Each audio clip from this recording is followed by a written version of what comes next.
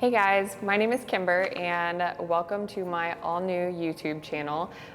This episode is just going to be a little bit of a backstory of how I got here, how I got into fitness, where I'm going, and just a little bit about my background. I grew up on a farm in a small town in the middle of nowhere. There was like 500 people in the whole town. Really strict Southern Baptist home. I always, grew up with the thought of, okay, I'm gonna grow up, I'll get married, I'll have kids, have a family, and then that was it. So I never really saw myself getting into like the world that I'm in right now. If you would have told me 20 years ago, this is where I would be, I would have never believed you. I was always like, really active in like as a kid and in high school. I played all the sports. I was constantly outside. Like I always wanted to be like running and playing. Like I didn't do video games or like much inside. So I was always active and interested in that. But growing up in such a small town, we didn't have like access to like gyms or anything like that. I mean, it was like hometown cooking too. So like everything's like fried and you have like your dessert at every meal and stuff. So it just wasn't something that was like pertinent in like my lifestyle growing up. My mom was a nurse as a kid, and so it was always like kind of healthcare in the family and everything, but I never really wanted to be that. So I kind of like strayed in the exact opposite direction. I always wanted to be a model or an actress growing up. But again, in the small town, that just really wasn't like a possibility. So whenever I was like 14, I started working at a resort.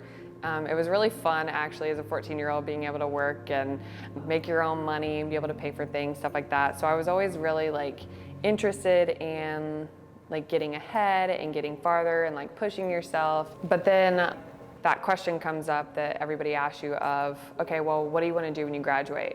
And I was like, I don't know. I'm like 16 years old. Like, should I know what I want to do whenever I grow up? So I went through like a whole span of things, and I was always, like I said, interested in like the modeling and the acting, and growing up in like such a strict like home that just wasn't really encouraged and just wasn't available where I lived. So I thought something else on the performing side would be like vocal music. I always sang since I was little in church and in school and stuff, and I was like, I could go to college for that. So I got into college for vocal music and very quickly decided I didn't want to teach. So I'm like, yeah, I probably shouldn't stay in school for this. So I went back to a smaller college, a branch of MSU in Missouri, and I went into their nursing program. And lo and behold, even though I said I'd never be a nurse, and my mom's a nurse, I became a nurse. I figured, I could use that degree until I figured out what I really wanted to do, and then I would just go from there. So I started working as a nurse after college, and I was dating a guy who was like really into lifting, and so like I got started like into lifting. All through high school, I was like, I played volleyball, like, after a 3-hour volleyball practice, I'd go home, I would like run like 8 miles. I really wouldn't eat that much. I struggled like all through school with like body dysmorphia and some eating disorders, different things. So the incorporation of weightlifting was like kind of mind-blowing to me, and I didn't think I would like it as much, but once I got into it, like I really started to love it. And I started like getting into like, that first prep, which I started off with very little muscle, but I just started off cutting, and it was hard. It was like a whole different level of like dedication and motivation, and it did give me like so much more of a purpose in the gym because you have that goal that you're reaching in that time frame and that deadline, and it just became like really addicting whenever you had that in mind. So I started out with like a local coach that didn't really know what they were doing, except they knew how to cut people, and so I got to that point and did well. I got first in my novice class in my first show, but I got third in the open, and like that second place is what qualified you for nationals. And I was like, oh my gosh, like, no, I can do better. I was like hooked. I never thought I would want to do it that bad, which I'm so glad I didn't get that qualification, because it would not have been good. I would have definitely like lost very bad at a national show. So good thing I didn't qualify. But at that point I was like, you know, I really want to get more serious about this. So I started looking for a new coach.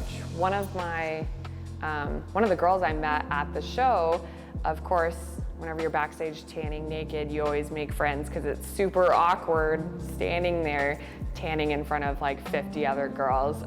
And we're still friends today, actually, which is, you know, another part of what I get into, like that the sport is so cool, because you make so many connections that like literally last a lifetime. But so I was talking to her, and she was on an actual team. So I was like, okay, I'm interested in this. So I contacted her coach and got on that team. It was called Prestige Physiques. And I went into like my first ever building season, which that was crazy. That was like one of the hardest things I've ever done, because for someone that has like struggled so hard with like body dysmorphia and like the eating disorders and like so much cardio and everything like that, like growing up, purposefully gaining weight was like, it was so crazy, but doing it in like a healthy way too, not just like gaining body fat. Like you're putting on muscle, you're eating extra calories, like you're lifting heavy. So that was like a whole new experience. That year I competed in 5 regional shows. The first one didn't go so great, but the second one, I got my national qualification. I won my division at Texas. Such a fun show. I love Texas shows. They ran so awesome. So much fun. If you ever have a chance to do a Texas show, I say go for it. But I'd already had the other ones booked, so I ended up kind of like just traveling all around to a couple different states and did them just for fun. And I ended up doing Miami Nationals for my first national show ever. And it was just like the best experience ever. I had so much fun. I got 9th place out of 39 girls that year, and at a first national show, I think I missed the first call out by like 1 girl. But it was so cool. It was so much fun to see that first picture of when you started, to see like the transformation. And at that point, like the addiction just grows. Like you just want to keep seeing what you can put your body through and what you can do. At that point, I decided to switch to another team. And no, I wasn't really like a coach hopper or anything. It's just like I had reached the point where each person, it's like I felt like I had outgrew my time with them. And that's totally okay. That's gonna happen in this sport. And you know, you're gonna have times where you transition to different coaches and teams and just find a even better fit for you. So at that point, I joined Team Boss Bodies. And that was about, I think, it was like a week before I was supposed to get married that year, and it turned into a COVID wedding, and it was just crazy. So I started with Casey and kind of like was on a prep, not really, it was my wedding honeymoon. So I did kind of whatever and came back and like hit the ground running to prep for North Americans, which was the beginning of September that year. So again, like the national circuit is so much fun. Like I know as like an NPC, like amateur, like you're just wanting to get that pro card so bad, but literally the national shows are some of the funnest you'll ever do in your whole competing career. So like just a little like snippet of advice. If you're in that point in time right now, just enjoy it. Like enjoy it, have fun with it, and be like present in the moment. So you don't lose that later on whenever you look back and you're like, man, I wish I would have enjoyed that more. So I ended up competing in North Americans, and I got 4th place at my second national show, which was so awesome. It was the first time I placed, medaled on stage at a show that big, and it was outside in like the 95-degree weather in a tent because it was a COVID show. So that was a fun experience. But I met my best friend, Savannah, which we are still like we're closer than we've ever been, even to this day. I literally just spent last weekend with her all weekend, so much fun. So, you know, when you're backstage at these shows, like, don't get so caught up in your nerves that like you can't like make those connections and meet people, because you literally have no idea who that person will be. And funny enough, we were actually on stage together the September before. Like, I found pictures of us on stage together. We didn't even meet, didn't talk, didn't know each other at all. And you know, a year later, we actually met and connected so well. And here we are another 2 years later, still like best friends and both competing. And you know, we're like each other's support system. So not only can you get placings and medals at these shows, but you can get so much more out of them. After that, I competed in 3 more national shows that year. I went from 4th place to 9th place to 5th place to 7th place. And at that point, I'm like, okay, I need to like pump the brakes. Like, I'm just losing muscle. And at the end of it, I was like so focused on like getting that pro card that I wasn't like enjoying everything along the way. And it kind of took away from like the purpose of also why you compete, or at least why I compete.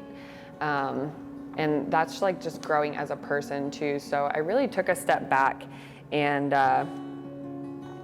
just analyzed like why I was competing and refocused my mindset, and was able to like kind of start the beginning of that next year with a lot more like refreshed perspective on like how you actually get to that pro card. I took only about 6 weeks off of like building between that time, and during that time, my husband at the time, freak accident, fell, broke his leg, couldn't walk, couldn't move, couldn't do anything. So it's pretty much like an in-home nurse for like a month and a half. So that made like, I wasn't gonna start prep until like part of that was done. But that did kind of like also was part of what recentered my mind to like really like be present in the moment and like pay attention to what you're experiencing and the time that you have, because you never know when something could happen, or you know, won't get that chance again. And especially seeing someone that, you know, ends up like not being able to like walk for like 6-7 weeks, I'm like, you know, it made me so much more thankful to like get up and go do cardio or get up and go work out. Just like a little mental like reminder that like, you know, we compete and it's like, it's a blessing and it's a privilege. It's not something we have to do, which you'll probably hear me say that so many times throughout different videos and YouTubes that I put up. Because that is another like big like passion of mine and like a why I do this. So throughout the last year of competing with Team Boss Bodies, I had gotten really interested in coaching and like trying to get away from the nursing side of things, because to be honest, I hated being a nurse. I love helping people. I was able to go on some medical mission trips. You know, I spent a lot of time in the postpartum unit with like my moms, my babies. I loved that part of it, but as a whole, I really hated nursing. So, you know, I decided to like jump out and, you know, take a leap of faith and started training people on my own and kind of promoting myself like locally around like the Ozarks. That's where I lived at the time.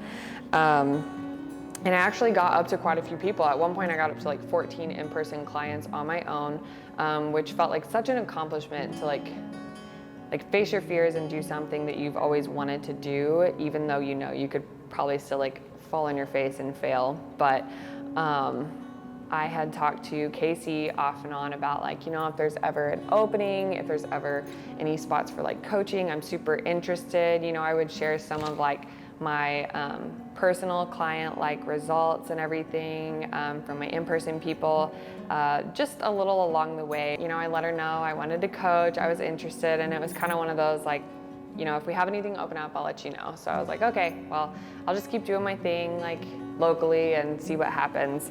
At the beginning of that year, I started another prep at the beginning of February, and really started with the mindset of, okay, if I'm gonna go pro, I need to start acting like a pro before I get to that point. So, you know, training like it, eating like it, thinking like it. That's such a big thing in this sport, is like the mental aspect of it.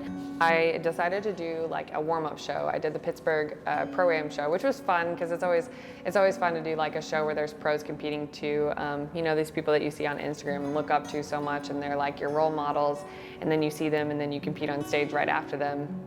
You know, it gives you a lot of motivation. So I was able to win that show, and that was like some really awesome momentum going into like that first national show of the year. I felt amazing at that show at Junior USA's. It was the best performance I've ever had, the best presentation, the best I felt, my favorite physique to date. Like, I just loved everything about it, and lo and behold, it was not my pro card win. I lost. I got second place, which was okay because I felt so good about what I had brought. And like, that's something you'll hear me say a lot, is like, it's always like you versus you. It's not, you know, you can't control what happens on the show day. You can't control what the judges want, who shows up. But as long as you beat like your last package and you're happy with what you brought, like that is what's most important. Of course, we all want to win, but you know, you have to walk away at the end of the day being proud of what you brought. And I was ecstatic at that show, but I knew I could do better, and I knew I could bring back something that would get me that pro card. I was so close. So I think I had 3 weeks between those shows, just 3 weeks. All I had to do was like keep it together and not do anything dumb. And of course, freak accident, like 2 days after my birthday, I like jumped from like the back of a boat to another boat and like fell on my ankle and ended up with like a 3rd-degree high ankle sprain. I could not walk for like a week. Luckily my calories were like 1900, and I was like doing really well at that point, so we could mess with the calories a little bit to like adjust for the lack of activity. So I didn't do anything for like 3 weeks. I did like banded glute stuff. I did what arm stuff I could do not standing, and didn't do any cardio. So that was fun. You know, you're 3 weeks out from a national show and you're trying to stay lean, and you can't do cardio or exercise. So I was freaking out a little bit. I couldn't even walk in the heels until the week of the show. And I had friends ask me, they're like, "Oh, are you still going?" And I'm like, yeah, I'm like, I already, like, you know, I paid for the trip, I bought my entry. I'm like, I guess the worst that happens is I go and I can't walk in the heels, and I'm just there and like hang out with everybody and celebrate. So, but I got to the show, and I wasn't as confident with my posing as I normally would be, which is usually my favorite part. But that, you know, not being able to walk very well. I put kinesiology tape around my ankle as tight as it would go. I took a compression sleeve and like dyed it in Pro-Tan and put it on, and then I didn't take it off for like 13 hours that day. But I got out on stage, and like we go through our comparisons, we go through our individual, and then we go ready for call outs. And I can remember everything from this day like so vividly. And like I remember Sandy moving me and then moving me again and then moving me right into the middle, and then turned us like what felt like 100 times because I felt like I was about to die on my ankle. Then she moved the 3 of us that were in the center out, and we're back on the sideline, and they're like, you know, stay here just in case she calls you back out. But then, like, of course, the phrase that you always want to hear when you're in that middle position is, okay, ladies, we'll see you tonight, because I was in H class, the last one to go on. And so, you know, then the show's over for the morning show, and she said that, and I think I would have just like collapsed on the floor if I wouldn't have gotten walked all over by the other girls coming off the stage. But I was so excited, so happy. I am one of those people, I can't celebrate until like it's a for sure thing. Like I had to wait until the night show. Everybody was like, oh my gosh, congrats. And I'm like, no, it's not over yet. Like anything can change. But went back to the night show and like got to the point where they were like calling out our numbers, and it was the number right before me. And all the first numbers were the same, but then that second number she said was not mine. And then I knew at that point I had gotten it. And I remember just like, oh, like my stage shot is great at that point. I just like had a big deep breath, like I exhaled out. I'm like, it's the worst stage shot ever. But I was so happy. It felt like really accomplishing something, because not only did I like get my pro card and like, you know, you work your butt off for that whole prep, but like I almost had a broken ankle and still like showed myself like, no, like if you're determined to do something, you can do it. You just have to set your mind to it. Overall, it was like such a fun experience. I went ahead and did my pro debut in Omaha 2 weeks later. I didn't do well. I got like dead last. So that's fine. You know, you're at the top, you're the biggest fish in the pond, and then you get thrown in the lake, and then you're shark meat at that point.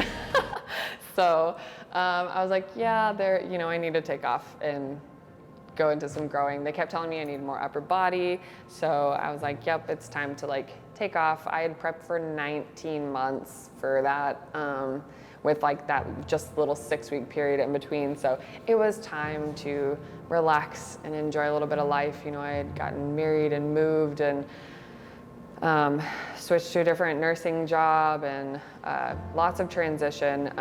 But back to that whole career thing. After I got my pro card, it was really awesome.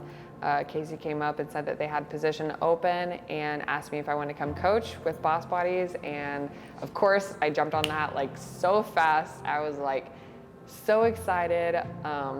You know, I just felt like life was getting like so settled, and like competing allowed me to feel like you can do things that you think you can't, because you do learn how to push yourself in different ways than you never thought possible physically, which makes you push yourself mentally.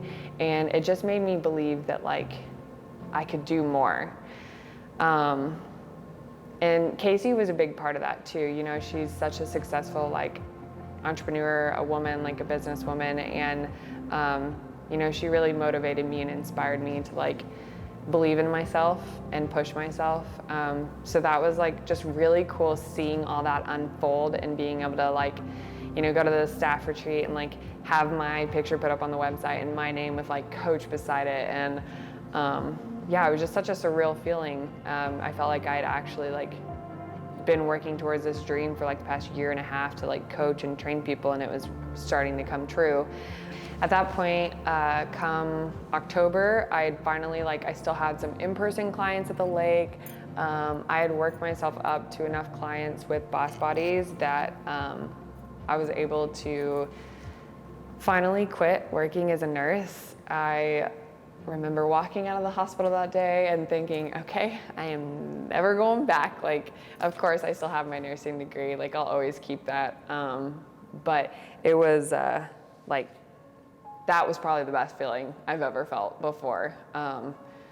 Because having a job where you know, I was fine with it. I liked helping people, like I said earlier, but having a job that you go and you work and you don't feel like you're at work. Like, there are some days like right now that I'm like, man, I haven't really done anything this week, because I'm working, but it's doing something I love, and connecting with all the girls and posing with you and coaching, and it's just effortless because it's so much fun. And having the chance to be able to walk out of a place that I hated going to every day, and know that I was gonna be coaching full time now was just so awesome. And again, it just really made me feel like if you set your mind to something and you tell yourself you can do it, you'll get there. It's not a matter of if, it's when, you know, everybody says that. So throughout that fall, you know, I kept growing as a coach, kept growing as you know, a competitor, working in my off season, trying to build that upper body muscle like they wanted. And I just enjoyed kind of living and relaxing for a while. You know, I finally like I said, moved, settled, dream job, done with transitioning in my life. And there was a point where a couple months I just felt so at ease, and I got to travel, go to a couple places out of the country. I got to go to the Olympia with Savannah, experience that for the first time, which is just so cool. If you've never been, of course, that's a bucket list item. You know, I just felt like I was continually growing my life and setting these small goals and reaching them, and getting to a point where the possibilities were endless, you know. Then Christmas time came that year, and you know, everything was still so good. Spent time with family and friends, and it was just really awesome. Christmas, one of the best I can remember. And 3 days after Christmas, my husband at the time left for work that morning, just like any other day. And, I had no idea it was going to be the last time I would see him. And like my life would change forever at that point.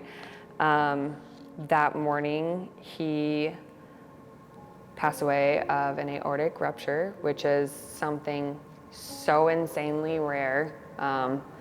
It's like 0.005% of the population that's affected by this every year. And, we knew nothing. Like, he didn't have anything wrong with them that we knew of. So it was really, really blindsided me. 27 years old, only married for a year and 7 months, and now I was a widow. And, so many thoughts run through your head, and what matters and everything, just everything about your life. And, at that point, I really thought my life was over.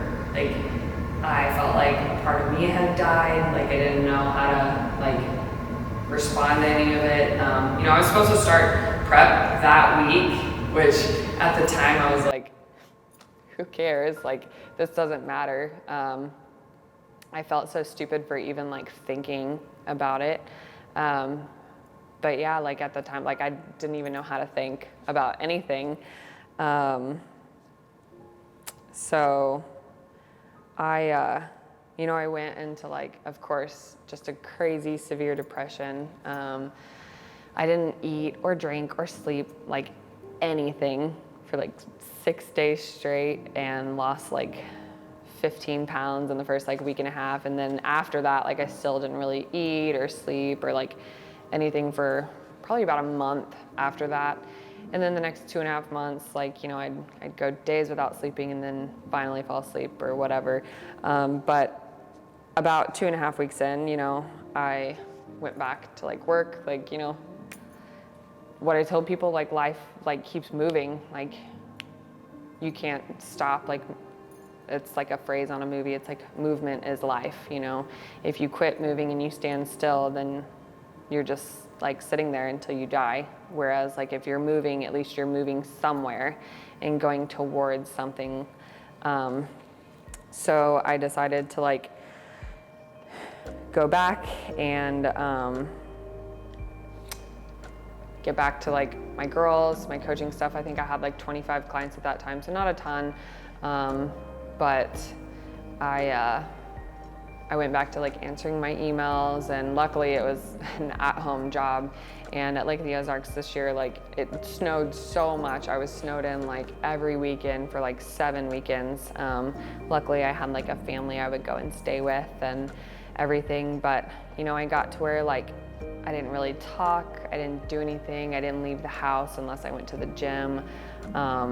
Because I did get to a point where about at that month mark after, I was okay, I need to do something, because I wasn't working out, I wasn't eating, I couldn't control anything in my life at the time, whether I was gonna move or what I did. There was so much stuff going on.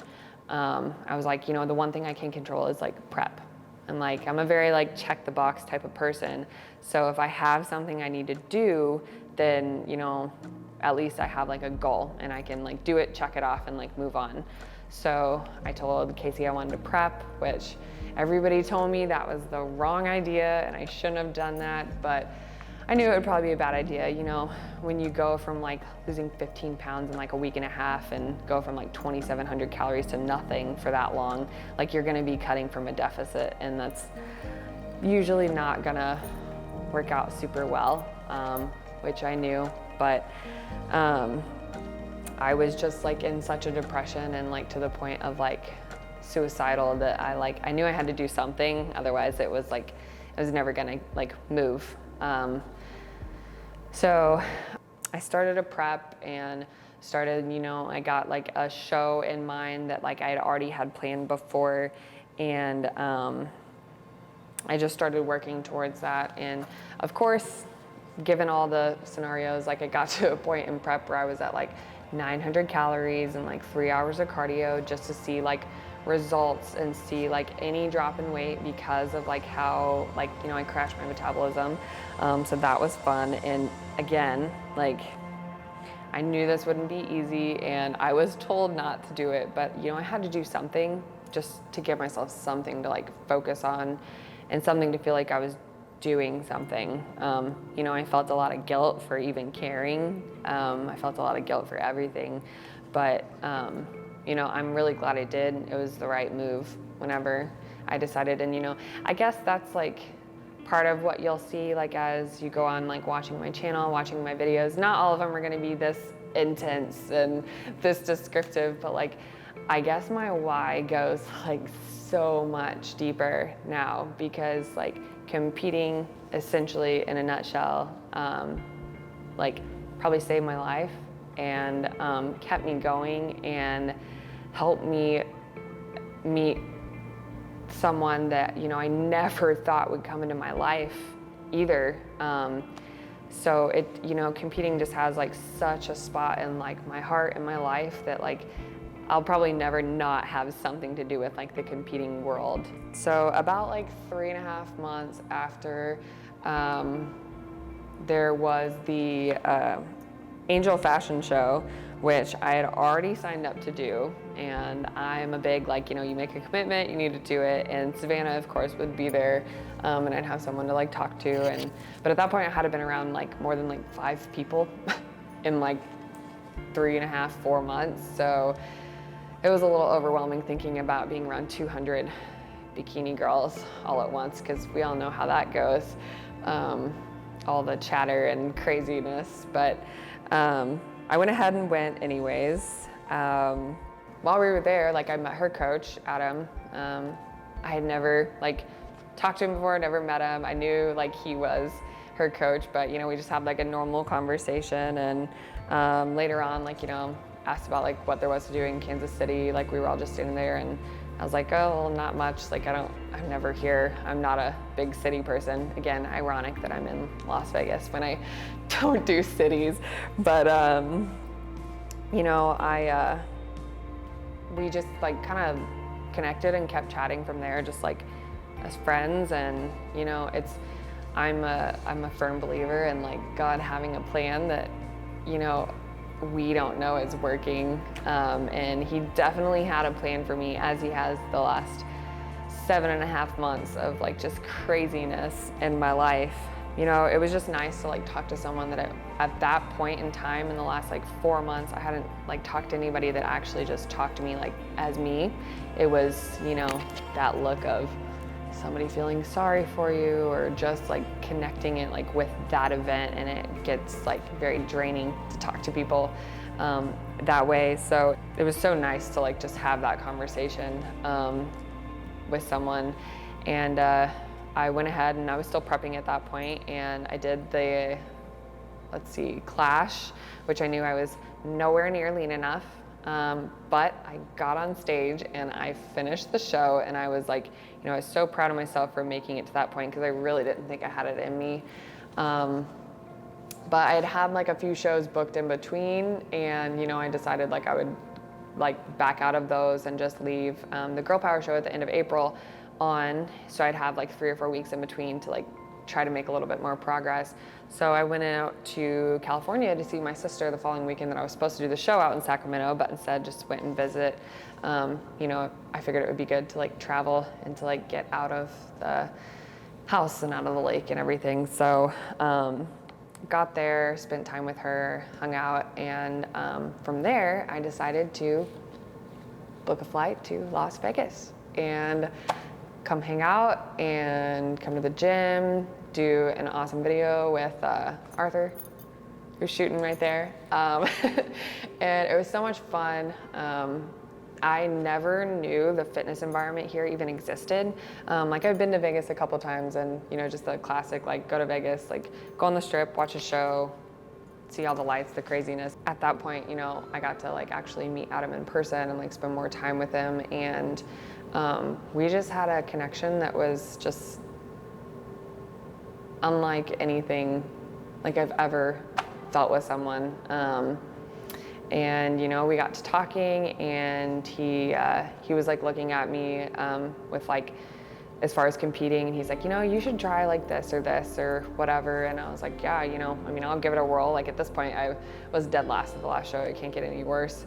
So he started kind of like, at that point, doing stuff in my training, and my body started seeing crazy results. And at that point, like one thing just like followed another, and it was like all in the span of like 2 weeks where I decided, you know what, I think I was gonna switch teams, and he was gonna be my coach, and he offered me a job because they were looking for a coach, an opposing coach on the team anyways. I was like, yeah, I'm like, why not? I am now coaching for Team Elite. I am opposing coach. I'm a Team Elite athlete. I like am so happy that I decided to move here, not only for, you know, the job and for like being on the team and just a new place to be, but you know, connecting with Adam has been like one of the most incredible things. And you know, it definitely got me through a point like this spring that I didn't think I was like gonna come back from. And you know, it's crazy to see like one decision, you know, of competing, or one decision to like go to the Angel show, like it changes like the trajectory of like your whole life. Because in a matter of like 2 months, I've moved, I've joined a different team, I've got a new job, I've you know, started a new relationship, which, you know, I never thought in years I would find someone to be with, or let alone like in this world, like in the competing world, in something like we have so much in common. You know, it's just such a blessing and like such a good feeling to like be able to like feel joy again and like be happy and feel like there's a future. And again, like I go back to, you know, all of this stemmed from like competing. So there it all is. That's my, you know, what this is about, what you can expect, how I got to where I was going. It goes to show you that every decision you make can influence your life, can influence others, can affect, you know, what you do or what you're going to do tomorrow. And that, you know, we have one life to live. And this whole last like 7.5, 8 months has taught me that like time is absolutely precious. And you know, if you're not doing something that you like love, then you need to take a step back and see what you need to change to make that possible.